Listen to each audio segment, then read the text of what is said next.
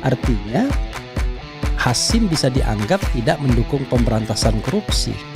Kalau ada orang yang mencoba menyuap, jangan dikembalikan kepada yang bersangkutan uangnya. Kembalikan kepada penegak hukum sebagai barang bukti.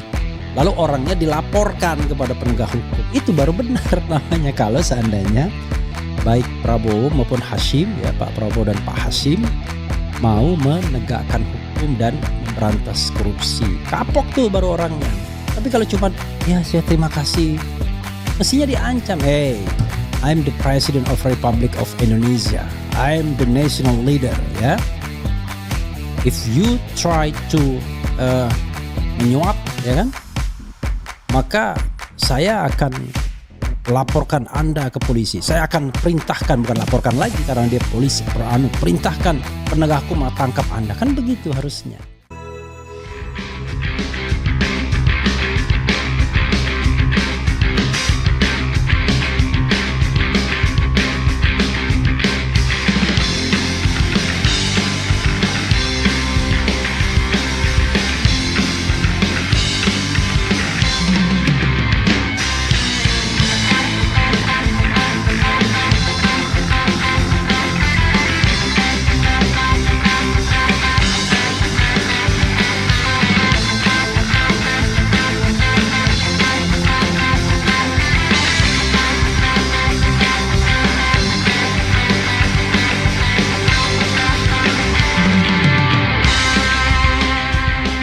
Sudah ada tanda-tanda ada yang mengancam nyawa Pak Prabowo.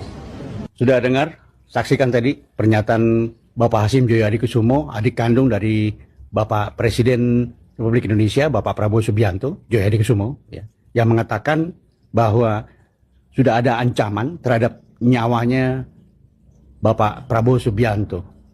Wah, luar biasa.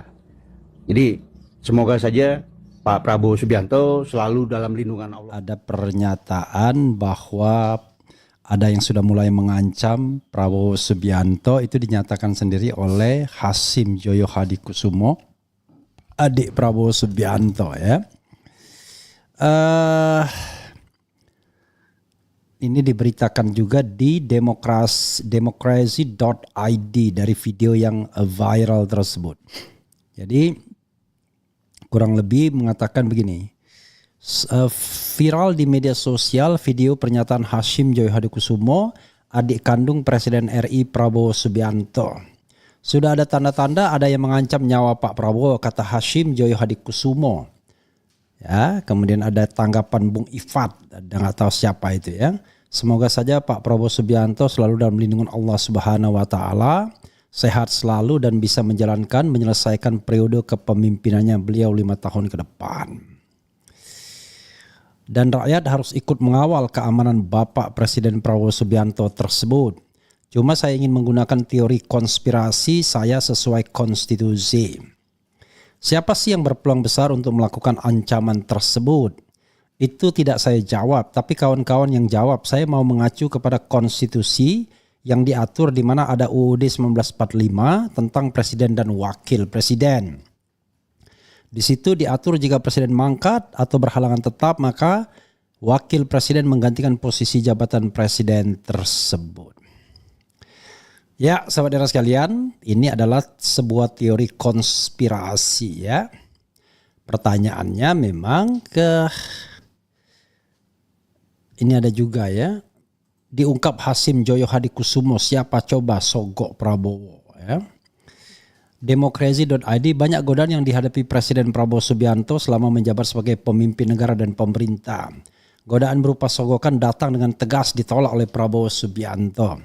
Sogokan datang kepada Prabowo diungkapkan oleh Wakil Ketua Dewan Pembina Partai Gerindra Hasyim Joyo Hadikusumo ya. Betul-betul partai keluarga. Hasyim menceritakan saat sambutan dalam acara Natal Nasional Partai Gerindra di Gereja Tiberias, Kota Bekasi, Sabtu. Hasyim bercerita banyak godaan yang datang saat Gerindra memegang kekuasaan. Godaan itu sampai kepada Prabowo yang merupakan Ketua Dewan Pembina Partai berlambang burung Garuda tersebut. Saya menyaksikan, Pak Prabowo menyaksikan apa yang terjadi saat kita dalam kekuasaan. Datang godaan, Pak Prabowo cerita sama saya, dia sudah beberapa kali sudah mau hendak disogok. Saya terus terang saja, saya bersaksi saya juga mau hendak disogok. ungkap Hasyim. Godaan tersebut dengan tegas ditolak oleh Presiden Prabowo maupun dirinya. Hasyim mengungkapkan pengalaman Partai Gerindra yang membuat sebuah godaan bisa dilalui. Yakin kalau Prabowo Hasyim saya percaya, tapi kader lain. Kita ingat bahwa kita kalah 3 kali, 2009 kalah, 2014 kalah, 2019 kalah. Namun berkat Tuhan kita menang 2024 ya, karena bantuan Jokowi menangnya. Dengan pengalaman yang begitu lama kita bisa belajar. Saya kira ini Tuhan yang bertindak. Sampai sekarang Pak Prabowo tetap menolak, kata Hasyim. Wah, pakai Tuhan Yesus juga dia. Tuhan Yesus saksi saya juga menolak. Saya kembalikan uang. Saya kembalikan macam-macam. Pak Prabowo juga sambungnya. Ini kenapa dikembalikan ya? Kenapa orang yang mencogok itu enggak dilaporkan kepada KPK ya kan? Hasyim kemudian memberi pesan kepada seluruh kader Gerindra untuk berperilaku serupa Prabowo. Hasyim memprediksi akan semakin banyak godaan yang datang. Saya berharap tokoh-tokoh nasional sekarang jadi gubernur, jadi bupati, jadi penguasa. Tetap kita berdoa kepada Tuhan yang Maha Esa, kita tetap dilindungi. Kita ada perisai untuk menolak godaan-godaan yang tetap datang, dan saya kira di masa depan tetap kita akan digoda, tapi kita percaya iman kita tetap, kita menolak godaan setan, tuturnya. Lantas, siapa yang mencoba sogok Prabowo? Gitu ya, di demokrasi. Ya, ada dua hal ya yang perlu kita garis bawahi ya. Jadi sobat era sekalian, begini ya, ada yang mau mengancam nyawa PS, siapa? Yang kedua, ada yang nyogok, siapa? Nah, saya bicara tentang penegakan hukum saja. Ini yang barangkali seorang Hasyim tidak sadar. Kalau memang ada orang yang mau mengancam nyawa Prabowo, ya itu sudah tindak pidana, bro. Itu sudah tindak pidana. Kalau misalnya baru wangsit, tanda-tanda, baru opini, ya nggak apa-apa ya. Tapi kalau sudah tahu orangnya, ya itu tidak pidana, tangkap. Karena dia kan presiden, ya kan?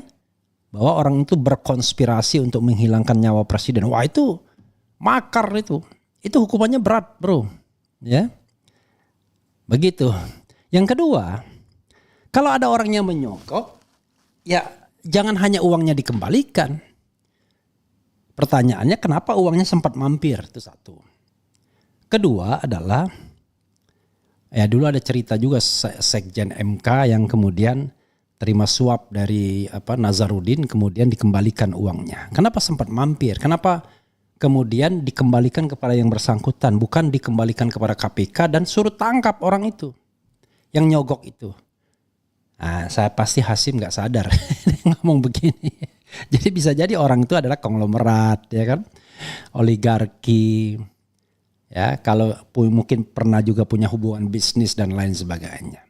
Jadi jangan hanya penolakannya saja. Kalau kita mau tegas memberantas korupsi, ya, kalau ada suap atau sogok seperti itu, tidak hanya uangnya dikembalikan, kembalikannya jangan kepada yang bersangkutan, kembalikan kepada KPK. Nih, KPK saya coba disuap, disogok, kan lumayan tuh uangnya bisa untuk negara tuh. Dan yang kedua adalah orangnya ditangkap. Harusnya kan begitu sobat era sekalian ya. Demikian juga yang tadi mengancam. Tapi kalau yang mengancam tadi barangkali halus. Pakai teori konspirasi. Ya, siapa yang diuntungkan? Ya, kalau kita pakai ayat-ayat konstitusi, jelas yang diuntungkan adalah wakil presiden. Karena kalau presiden mangkat, berhenti ya, atau mengundurkan diri, maka dia digantikan oleh wakil presiden sampai habis masa waktunya. Pernah terjadi begitu? Pernah.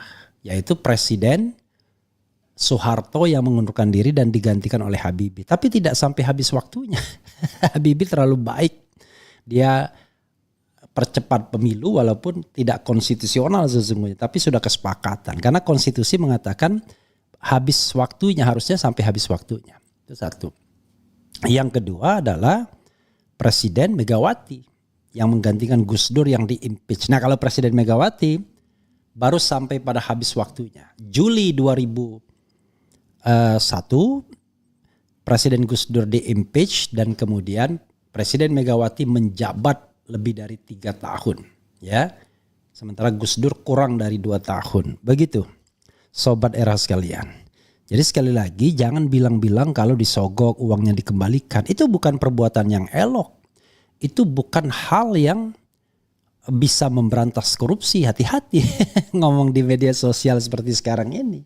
Artinya Hasim bisa dianggap tidak mendukung pemberantasan korupsi.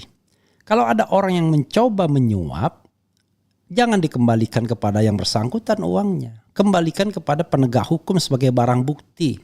Lalu orangnya dilaporkan kepada penegak hukum. Itu baru benar namanya kalau seandainya baik Prabowo maupun Hasim, ya Pak Prabowo dan Pak Hasim mau menegakkan hukum dan memberantas korupsi. Kapok tuh baru orangnya. Tapi kalau cuman ya saya terima kasih, mestinya diancam. Hey, I'm the President of Republic of Indonesia. I'm the national leader. Ya, if you try to menyuap, ya kan, maka saya akan laporkan Anda ke polisi. Saya akan perintahkan, bukan laporkan lagi karena dia polisi.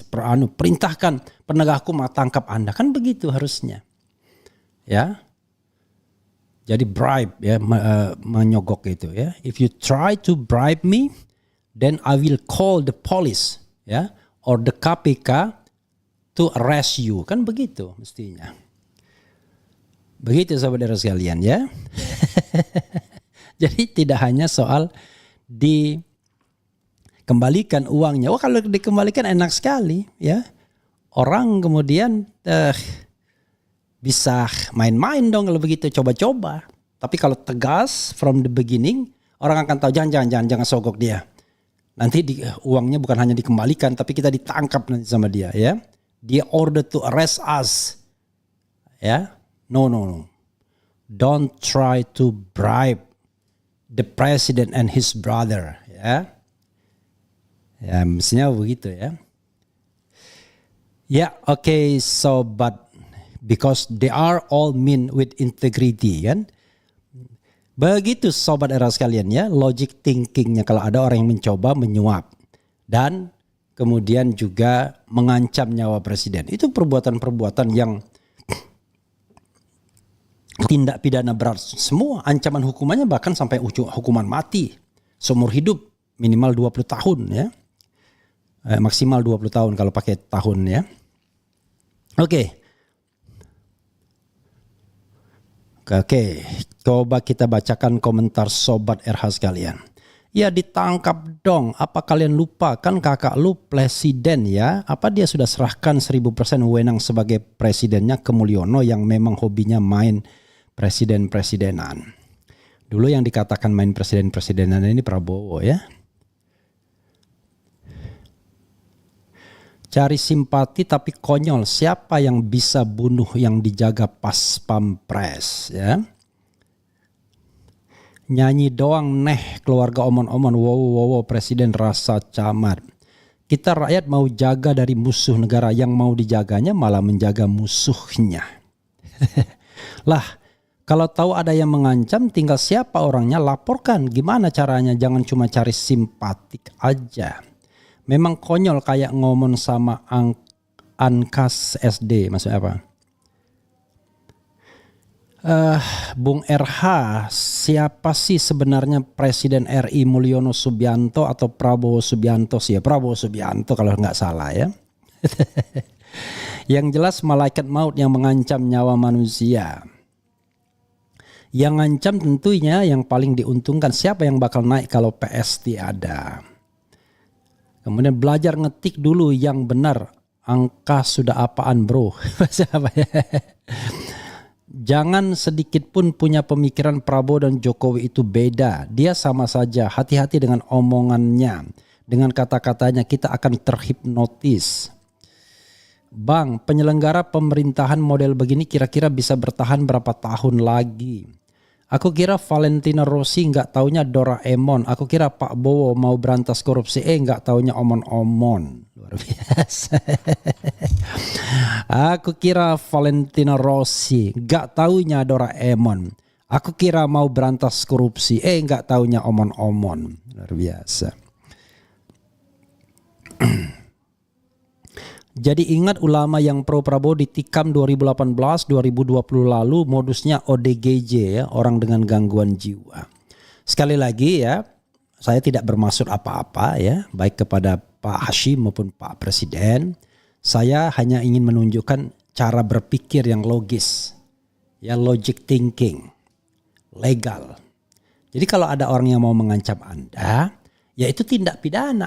Mengancam nyawa orang itu adalah tindak pidana, apalagi yang diancam nyawa presiden itu satu. Yang kedua, kalau ada orang yang mencoba menyogok Anda, ya jangan kembalikan uangnya kepada yang bersangkutan. Kembalikan kepada penegak hukum, terutama KPK, lalu tangkap orangnya. Ya, karena dia sudah berusaha untuk menyogok, apalagi yang disogok kepala negara, kepala pemerintahan. Begitu bro cara berpikirnya. Ya, mudah-mudahan paham. Begitu. Oke. Begitu ya sobat daerah sekalian. Kita nanti akan ambil video lainnya. Tapi ini menarik ya cara berpikir. Ini cara berpikir hukum dan hukum tata negara. The king of omon-omon. Biarkan saja toh dia jadi presiden pun tidak berani adili Jokowi. Percuma saja berharap lebih dari Prabowo. Prabowo gayanya saja hanya omong-omong saja. Semoga terrealisasi. Wah ya gak bisa dong. Tangkap dong. Ojo omon-omon tok fufu fafa dibully gak kena-kena. Masa presiden ada yang ngancam. Aneh loh Pak Ojo nganti iki mung penalihan isu. Ya, jangan nanti ini pengalian isu ya. Jangan mau diadu domba rakyat Indonesia dengan pemerintah yang sah, harus bersatu membangun negeri ini. Awas banyak intelijen asing yang mau adu domba Indonesia. Ini pakai teori adu domba nih gimana ya? Dimanapun di dunia ini rakyat itu memang harus bersatu. Tapi kalau dia kriminal ya ditangkap. Kalau dia korupsi ya ditangkap. Bukan kemudian diajak sama-sama membangun negara. Ya, membangun negara dengan para koruptor itu sama saja dengan menyatukan minyak dan air.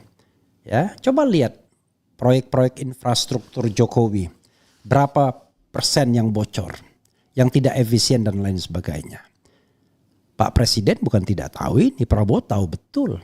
Ya, bagaimana nakalnya para pengusaha, land clearing dan lain sebagainya. Dapat uangnya rusak jalan-jalan negara, provinsi atau kota kabupaten. Lalu uangnya disimpan di luar negeri, hanya sedikit yang diinvestasikan untuk tanam sawit misalnya dan lain sebagainya. Begitu bro. Ya. Tapi hal-hal yang baik terus terang saya bilang saya mendukung ya.